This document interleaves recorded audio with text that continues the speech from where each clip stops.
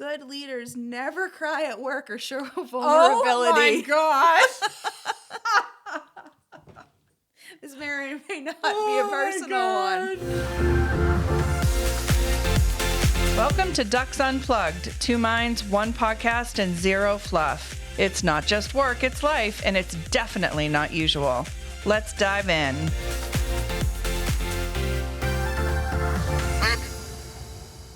Hi guys, welcome back to Ducks Unplugged. I'm Deanna Dolecki. I'm Ashley Ruggieri.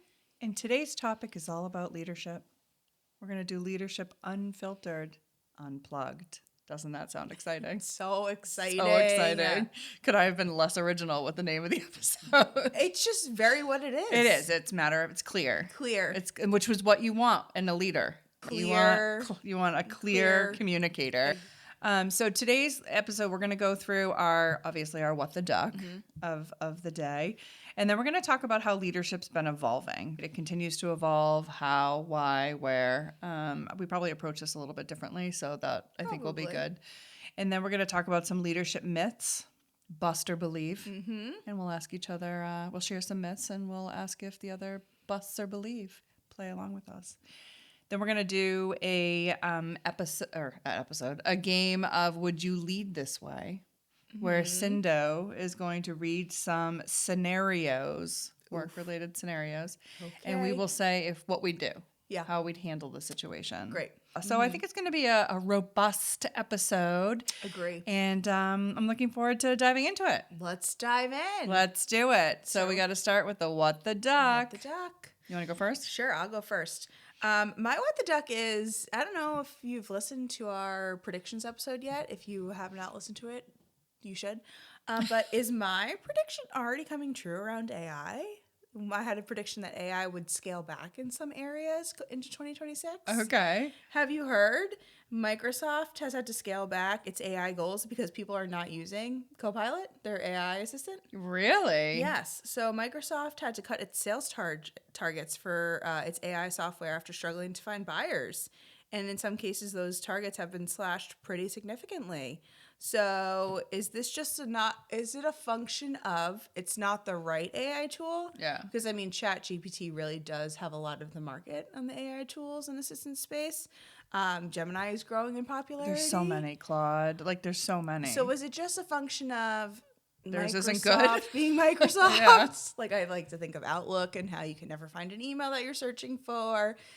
Or is it just that people are not necessarily interested? Maybe a little bit of both.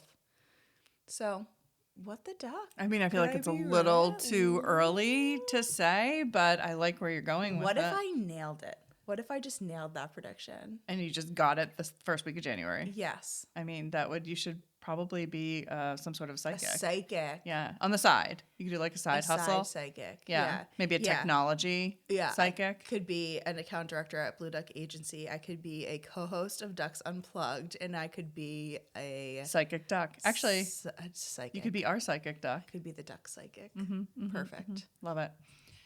Mine is a little bit different. We always are just on the opposite ends. I went in a different direction. Yep. So over the holiday break, I went to the Boston Pops for the first time, the holiday Pops. So fun. It was so fun. Yes. I was excited. I was surprised. I didn't think I was going to like it as much as I did, cute. Honestly. But before we went, we decided we would, since we were in town, we were going to go to Capitol Grill, grab dinner, and then head over to the show. Perfect. Make it a whole evening of fun. Yes. And so we got to Capitol Grill, and it was so packed. It was like Bro City. It felt like it was all the bros after work. Yeah, 100%.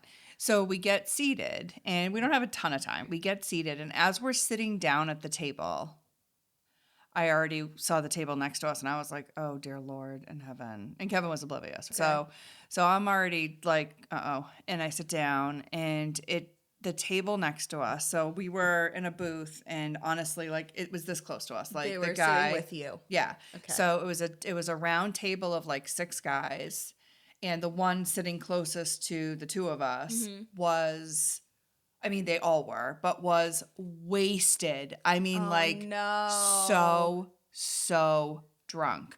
To the point that so the waiter comes over for the first time, and I usually don't do this, believe it or not. And I looked at him, I was like, oh my God. All I said, that's the first thing I said to this poor man is, oh my God. He's like, I know. I think they're going to be leaving soon. I'm going to be dropping the check on the table. Do you want to switch tables? And I was like, no, we're not, like, we can handle it for a little bit. Like, it's fine.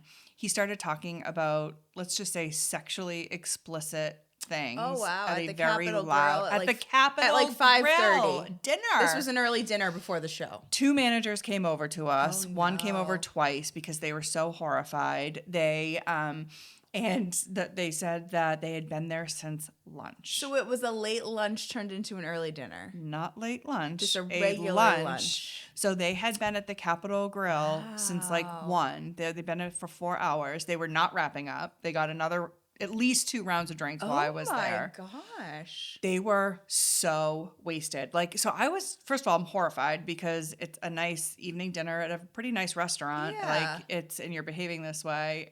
But I will say the Capitol Grill could not have handled it better. That's good.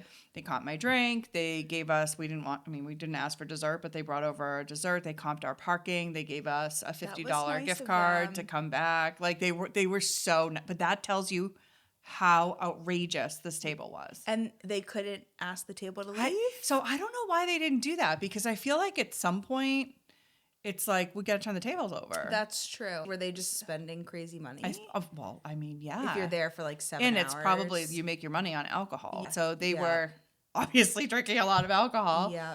But I was surprised that they didn't say at least, like, guys, you gotta wrap it up. We have a table and we have a reservation for the table. But they were still there when we left. Wow. Crazy. It was a major what the duck moment. Like, what people watching? It was great people watching. Although I will say that Capitol Grill has great people watching. Yeah. You're talking about the one on Boylston. Every time I've been there, there's someone to look at. Yeah. It like, was. ooh. Wow. Yeah. You It was survived. a lot. It was a lot. It was a lot. So I don't think any of them were going to be feeling so hot the next day. They weren't going to the Boston Pops afterwards either. They probably weren't going to work the next day. I mean, it was a Thursday night. So, yeah. Good luck. Good luck to them. Yeah. I was very curious how much the bill was. So, yeah. Cindo. I mean, I have to go with you, Deanna, because that is really like, what the heck? It was What the duck? insane. Yeah. Insane. That's crazy. Yeah, I would be embarrassed, I think. Oh, yeah. I used to, like, Ruining people's dinner. And there were other people. I mean, we were the closest ones to them, Yeah. but there were plenty of other people around. Yeah. And they were loud. And like I said, sexually explicit comments. No, yeah, we don't. Sometimes the inside thoughts have to stay inside. Well, when you're at a certain point of You should, The filter comes off. Somebody should have stopped the madness. I think he may have been the boss. Probably, and they're just like somebody who's cringing internally so hard. Yeah. Good to know. So, all right. So speaking of, so let's talk about leadership. So I think that leadership has evolved dramatically over the years. And even since I started my career just a couple of years ago, because, I'm such a spring chicken. You are. It's me. Little baby. But I feel like when you think of traditional leadership, it was always based on seniority and very, very strong personalities. And almost like you think about the Wizard of Oz, like who's behind the curtain, like the untouchable kind of leader. Yes. And over the years, it's really pivoted. And I do think that COVID also had a lot to do with changes in leadership because of work from home type model. So now people are looking for people who are more like coaches and can be empathetic and transparent and just provide like a level of, relatability that we hadn't seen in the past. Yeah. Neither one is right or wrong. It's just depending on your style of leadership and how it benefits your team. Ultimately at the end of the day. But I do think we've seen a shift more towards these like empathetic type of transparent leaders as opposed to just like the seniority based like untouchable type leadership. So I think it also, and I could be wrong, but I think it also depends on the size of the company. I think the larger, like large, we're talking like Amazon large. End of the world. Yeah, I think that is obviously a different type of leadership than other types of companies. But yeah, I agree. And I think when I think about just general leadership, it's about how people show up. It sounds sort of cliche, but stop trying to look like a leader, just focus on being one. And earlier in my career, I thought leadership was about being untouchable, being presidential, being more polished, keeping things close to the vest. It was fitting into that mold. Yep. And that's not what I think leadership should be or is. And I think you actually become a stronger leader when you stop trying to perform it and Yes. just start being who you are. And you got to a position for a reason most of the time. Yes. Not always, but Yeah, most of the time. And I think some of the things I wrote down that I think are important today are like consistency matters more than intensity. So obviously a leader needs to energize, motivate, but in some ways it's the boring reliability that really builds trust with the team. It's that consistency. That is very true. Yeah, you don't want to have to deal with the leader who's like erratic Right. or you don't know what to expect from them, because then you feel like you're always trying to react to them as opposed to being able to focus on something else. And you don't know how to, it's like you're walking on eggshells. And in many ways, trust is built more in the sort of ordinary moments, like, how a Monday morning meeting goes versus like a big dog and pony or a big team meeting or whatever. And so I think that I think really matters a lot. Agreed.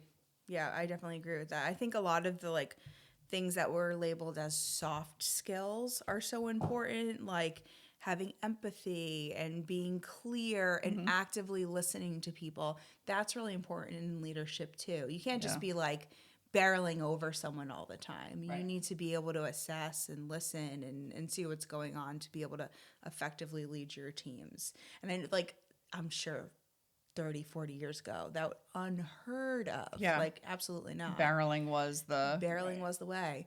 But now it's different. You can make your teams more successful by being a softer, but not less effective leader. That's the thing, too. picking your moments, like, picking your moments where you need to be stronger and more and less soft. Yeah.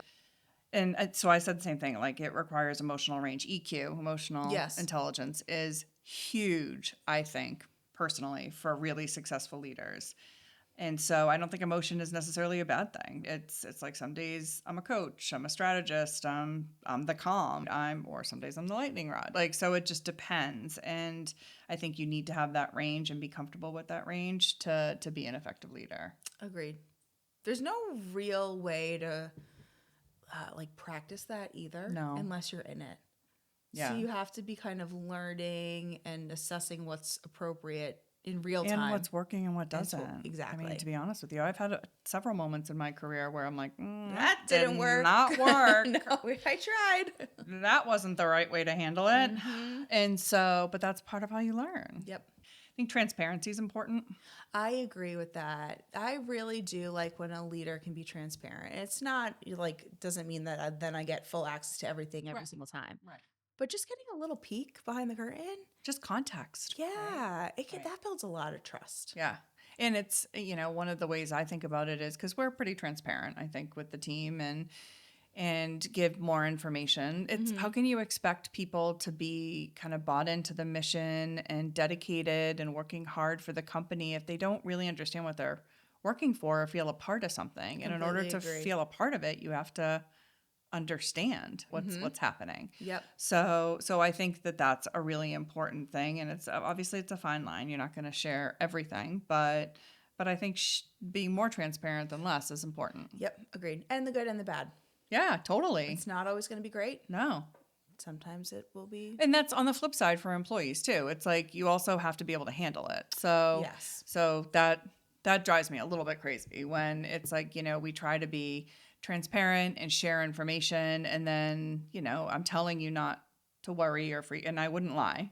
And then people spiral. And so I can't, there's a responsibility on both parties where if you're going to have access to information, you also, some of it's not always going to be great. It's not always rainbows and butterflies. And so you need to be able to handle that as well. Yeah, definitely. I think that comes with culture too. Yeah. So as you continue to be more transparent and share, people get more comfortable with it. But I can definitely see the first time it happening being like, whoa. It's just not something that the day-to-day person has to think of. It's a different part of their brain, a different level of being comfortable with the But unknown. they'll say they want it. So it's learning how to process the Yep. transparency, I guess. Absolutely. I think the other thing too is that there are different types of leaders and not all leaders are the same. So there's going to be the leaders that are like really the motivators of the team, and they're the coaches, and they get the people to come and be excited and show up. And then there's the operational based leaders, and they make the things happen.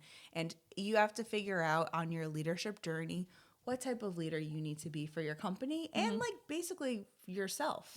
Because I think I wouldn't be a great leader in certain capacities, but I'm a good leader in other ones. Okay. So You're also not gonna. I'm not good at everything, so you can't expect either that you're gonna be able to be good at all aspects all the correct. time. Yeah, But it's that's why easy to you try to hire people around you. Yep. That can complement the things. Correct. It's so easy to slap like the leadership sticker on it. Yeah. Like I'm a leader, but it's what kind of style, what kind of leader are you? What's making your team effective? Like for me, I like to be more of a coaching motivational type leader. I want like my team to feel successful. I want them to feel like they can come to me with a problem and we can figure out how they solve it. Yep. I don't know that I'm the leader that would then go also stand in front of 3,000 people and be like really comfortable giving a huge speech to motivate the masses. I could do it, but You'd rather I think the I'd be more smaller- effective in the smaller one-on-ones to help solve. That's just how my brain works. Yep. So that's kind of how I'm figuring my leadership style and how Yep. I'm going to be most effective as a leader in the company too. Yep, that makes total sense. And I think tone is important too. So energy, this is true for everybody, honestly, but I think especially people who are leading projects or are leading teams, your energy is infectious. It sets the tone, and for better or worse. Yes. And so I think that's an important thing to not ever forget. Sometimes you just got to slap the smile Fake on. it till you make it, baby. You're like, okay, here we go, guys. Yep. With being genuine, but not, or if you're not having a good day, you have to try to be careful about Totally. letting that bleed through. And nobody's perfect. We all do it. And it's not always about being the loudest voice. It's more about being steady, I think. So Agreed. one of the other things I talked about sort of in my notes are people. So the longer I've been in management or leadership roles, this just gets clearer and clearer to me. It becomes more and more important. But you build companies and your success through people more than anything. And who you surround yourself with matters so much more than anything else. And like I just said, hire for your weaknesses, hire people that complement you. A lot of leaders don't want to do that because they're intimidated that other people might outshine them or be better than them, and that's not the right way to look at it. And I think you have to take care of your employees. I think you take care of good employees, and you obviously have to get rid of people who are not at the level that they need to be at. Yep. But there's a way to do that is still professional and not personal, I'm trying to think of the right word, but you can take care of people on the way out in an appropriate way. Absolutely. Right? And I can't handle it with grace. I wrote it nicer than I was There saying you it. go. Yeah. And I don't think a lot of people do that. No. And I think it's important. It's important to the individual, obviously, but it's all because that person took a shot on your company too. It goes both ways. Yeah, Absolutely. and it's also important for the rest of the team to know that when things might not work out, the company does what they can to help ease that transition. Yep. Obviously, there are caveats to everything if somebody does something inappropriate, but that's different, right? Yes, And then, being personal doesn't have to mean professional. So I think it's having fun and being casual. Like I used to think that my approach was, I always worried that it wasn't presidential enough. And then I think it's more relatable, if I'm being honest. And so I think that's important, and I think that's changed a bit. I agree. Yeah, I found that I have to be me too while being a leader. Otherwise, it just doesn't feel right. It feels like I can't connect back to my team if I'm not myself. And of course, there's always stipulations to that. Yeah. But you can be yourself and an authentic leader that impacts your team and your organization. And there's no one right path. You really just have to figure it out. Trial and error, a couple more errors sometimes to get it right, but that's okay. Well, that's part of what happens. That's why you don't go from being an entry-level person to running a company. That is very true. So you take different steps, and that's why they're meant to be there. So you're learning as you go, and there's less risk to negative impact, when you're making those mistakes earlier in your career. It's so true. Not that I don't make them now. Just everybody makes mistakes. Yes, But everyone's human. But yeah, we're all human. I know I've had some stories. So I had other stuff too, but I think that's kind of the nuts and bolts for me. Yeah, those are the big ones. I agree. Yeah, those are my notes too. I mean, leadership is always, I think it's always going to evolve. Yeah, I mean, definitely. It should. And I think if you're being stagnant, then you're actually not growing as a person either. Agreed. Yeah. So leadership myths. Bust or believe. How many did you do? I did 5, Ashley. I did 9 this time. Wow. I know. Jeez. Look at me. This will never happen again. Holy mac. Okay. Yeah. All right. I don't know if all of them are appropriate, but let's see what happens. All right. Well, everybody get a coffee and settle in. Here we go. So you want to start since you have more? Sure. Bust or believe. Leaders should always have the answer. Oh my God. I literally have that. No way. Bust. I also agree. Bust. Yep. You don't Yep. always have the answers. You shouldn't. That if anybody says they always have the answers, then you actually shouldn't trust them because Correct. that's ridiculous. Agreed. Yeah. Strong leaders don't show doubt. No, bust. So I actually did what I told you can't do. Why? Both? I did. I get so much you know what for this when I Yeah, do it. You do. I will allow Guff. it. Go ahead. We'll go with guff. I want to hear it. And I said, I don't think leaders should dump doubt on their teams, but pretending everything's fine when it's not is actually not the way to go either.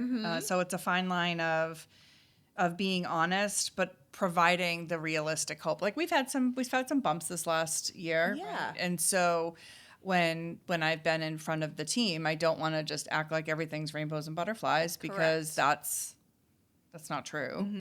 But I also don't want anybody to go into despair because while we're having some bumps, we're working on solutions to manage through the bumps. So it's providing that additional context and hope, if you will. It's probably not the right word, but for how we're going to move forward with the challenge, I think is really important. So that's I'll where accept your both answer. Thank you. Yeah, you're welcome. Just remember that I'm not going to remember it for next time. Yep. You can't be a great leader if you work remotely. Oh, no, that's ridiculous. Yeah, I agree. Bust. But There are a lot of people who think I that. do think there are a lot of people who think that. There's a lot more return to work mandates happening. I know. And I don't think it's because of lack of leadership. I think it's the people who want to micromanage the teams. It's also, and I don't know if what I'm saying is the reason, but not everybody is made for work from home either. So perhaps some of these companies, like we hire people as part of our process that we think are going to be good fits for work from home. Yep. Maybe some of these other companies they're just staffed according to what their needs are. And maybe the teams aren't working effectively, efficiently. Maybe people are taking advantage, whatever it is, in a work from home. Because I don't think everybody can work from home That's effectively. where I think you need to evaluate the strengths of your team members. High performers don't need much support. Bust.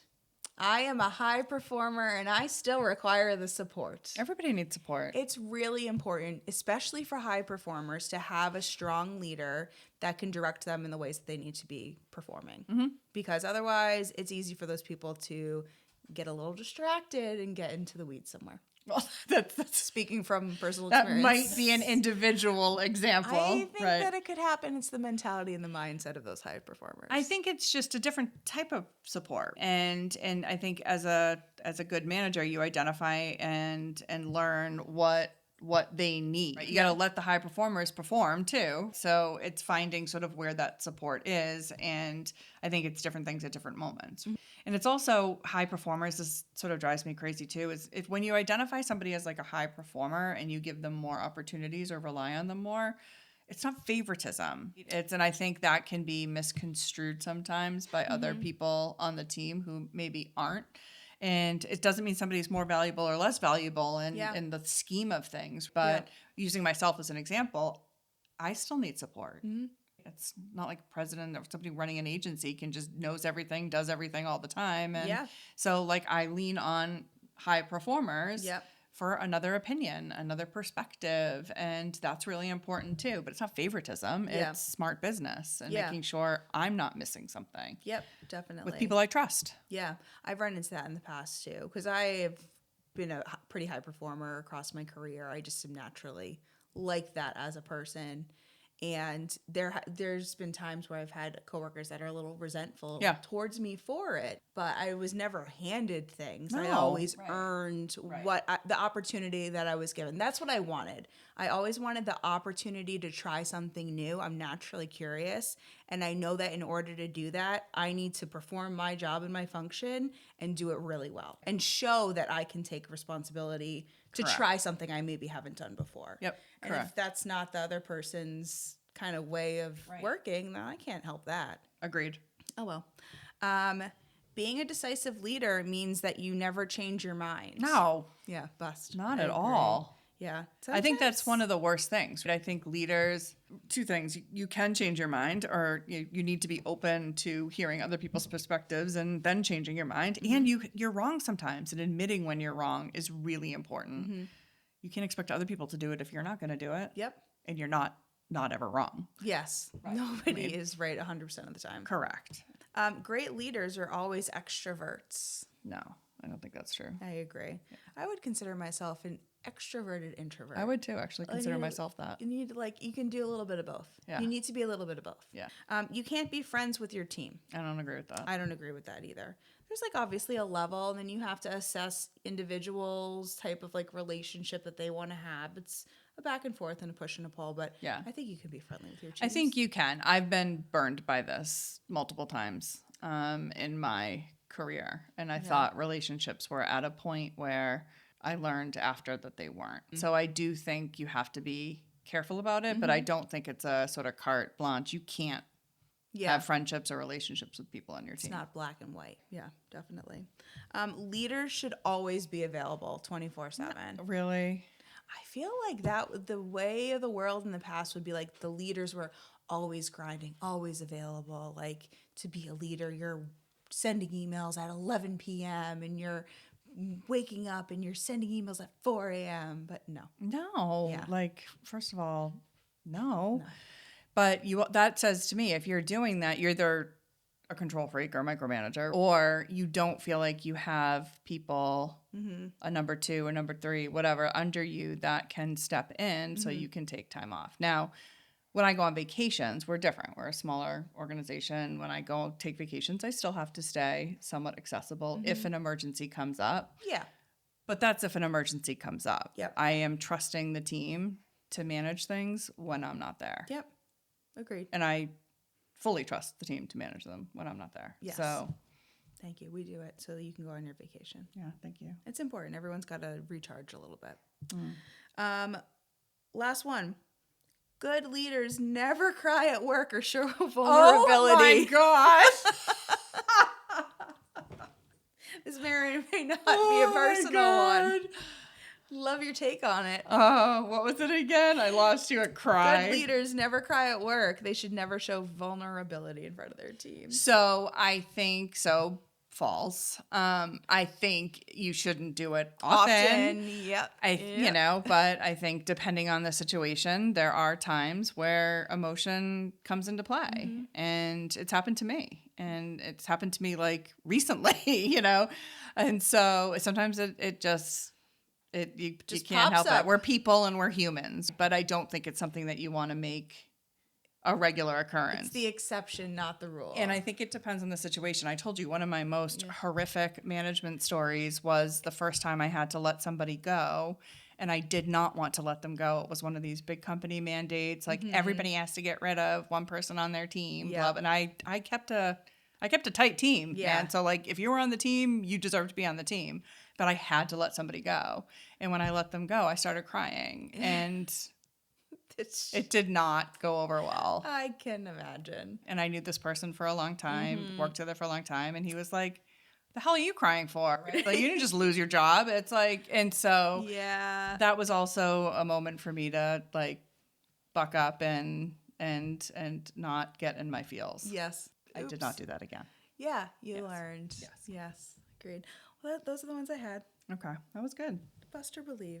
Did I make you feel good about your crying Yes, thank you so habits? much. Okay, perfect. It's been a while. It has been a while. See what happens. I know. I can test that if you want. I don't think we should test it. I think we Okay. should just see what happens organically. Okay. All right. I mean, all right. Okay. I like a challenge. So So much. would you lead this way, Cindy? Can you read us some leadership scenarios and we will tell you what we would do as the all-knowing leaders that we are? Yeah. All right, let's start with 2 strong team members don't get along and it's affecting the room. Do you step in or let them work it out? I would first let them try to work it out, but then I would step in. Yeah, Because then ultimately it takes the whole team down. totally. Okay. A team member publicly challenges your decision in a meeting. Do you address it at the moment or take it offline? Offline, but you definitely address it. And depending on how they challenge it, I think there's like a respectful way to push sounds back. It sounds like it's not but it's like respectful. then yeah, no. Take it offline, but yeah, you have to address I mean, that. knowing me, I'd probably, if I'm being honest, I'd probably make a comment to make it clear that that was not appropriate and we'll Yes. talk about it offline. Correct. And then I will talk about it offline. Yep. So if I'm really being honest, Yeah. Oh yeah. I don't see myself just letting it completely go in the public meetings. No, I actually think I would be the same way. Yeah. Because there's got to be a level of respect. Yeah. Someone overshares personal issues during a team meeting. Do you redirect or let the moment breathe? You're going to let it breathe. There's no No, doubt. I would probably redirect depending on what it is. Oh, I think you're so full of... I think you'd be like, oh. Well, no, I mean, you're like an depending on what it is, empath. though. Yeah. And like, what's the context of the meeting and what are we trying to do? Who's on the meeting? If Yeah. it's just like me and the person, sure. Like, go ahead, tell. Yeah, the if it's like a teams tell me. client meeting, then Yeah. and somebody starts crying because their dog died. I think like more context around the Yeah, scenario. that happened to me early in my career. This guy got dumped by. He just started at the company, Oh, no. and he just got dumped by his girlfriend. It was his first girlfriend, Oh. and he could not. He was crying in meetings, Oh, and no. see, look at her face. See, look at her face. But like, not that it's appropriate, but he was That is very what- affected. that is what you would do. That perfectly proved my point. No, I just can't believe that somebody would do that. Yes. Like, stay home for the day. Take a PTO You day. no, you're also just started at a new company. You're not taking PTO because you got dumped. Stop it. Well, I would rather take PTO than cry at work because I got dumped. He also fell asleep in a meeting. too. Okay, well, so he didn't last long. Yeah, I was gonna say. Okay. Yeah. All right, you overhear secondhand feedback about your leadership style and it stings. Do you confront it or reflect quietly? Both. Probably. Definitely reflect. Obviously, I mean, it's not fun to hear. Reflect But first. if somebody is, it depends on who it was. If it's somebody that's in a position of influence or leadership or close to the individual, like, because trust is huge for me. Trust is really, the more senior I get, the longer I go on, trust matters more and more. And so if it's somebody who's close, then I would definitely address it with that individual. But I do think we all need to reflect on feedback. Yeah, let it sit for a little bit and then figure it out. I wouldn't be addressing it with the person that was sharing the gossip, though. I would be addressing The it individual. with the individual that yeah. they were talking about. Yeah. But yeah, I know at some point you do have to address something like that. Yeah. Because then you're not effectively working with that person on your team. Maybe you think you are, but clearly if they're saying different things. Yeah. then- I mean, it's delicate. You also don't want to throw the other person under the bus. But if it's somebody who's close and influential or runs or manages other people and Yeah. they could be sort of poisoning the well, if you Yeah. will. We don't want that. Nobody wants that. Nope. Ain't nobody got time for that. Right. You promoted someone and 6 months later, it's not working. Do you coach longer or course correct fast? I hate to be a bother, but I think it depends on what it is, you know? Like, is it something really complex maybe that they haven't done before, but you had trust and faith in that person that they'd be able to figure it out? Maybe do they need a little more time? Or is it just something that you should have gotten, and then at that point, let's figure something else I think out? 6 months in, 9 out of 10 times, I'd cut the cord. Okay. A direct report asks you for flexibility you never had at their age. Do you hold the line or evolve? I've had this happen multiple times actually. And it's a bother, as Ashley likes to say. I think it depends on what the ask is. If it's something that's going to affect the team, the rest of the team, put them in a difficult position, put more work on somebody, whatever, then it's a no. If there's somebody who your trust again comment, Trust. if you can't, you have to earn those privileges, if you will. I mean, that's actually literally come up with us over the years where people have wanted to stay with the company and move to a completely different state in a different time zone and expect things to stay the same. And they work with a client that's in Massachusetts or on the East Coast. And it's like, just because we're virtual doesn't mean you can work from anywhere, wherever you want at any time. Yeah. There's still, so I think it depends, but Yeah, I try to evolve if you can. And but trust is the baseline of it. Yep. Like, can you trust the person to still do what needs to be done around whatever new parameters you're talking about? Correct. So yeah, that one would be so dependent for me based on the ask and the person. And you want to be fair to the broader team. Like whenever I think of those things, it's like, would I what if somebody else asked for that? Yeah, exactly. Yep. Your top performer consistently misses deadlines but delivers great work. Do you prioritize output or expectations? Both. I think I would prioritize helping them set the priorities so that everything got done. Like, for example, if somebody tries to take everything on and do it themselves. Correct. Yeah. This one's hitting a little closer to home. Did you write that one for Wait, me, can I make her Cindy? cry? Hold on. I will not cry over that. I have gotten better over the years at raising my hand. I think for me, as I was coming up in my career, it would be a sign of weakness if I couldn't get everything done. So that was hard to let go. Yeah. But I have evolved. And Good. I'm continuing to evolve. Good. And nobody is perfect. Just remember we said that. So here's one kind of on the other end. A team member is well liked but consistently underperforming. Do you protect morale or address the performance? Address no doubt. Yeah. Address the performance. They could be the best person in the world for the office culture, but if they're not doing anything, people see that they're not doing anything. Well, also that's going to get old for the rest of the team at some point Yeah. too. But even if it's not, you can still transition somebody out in a kind way. Mm-hmm.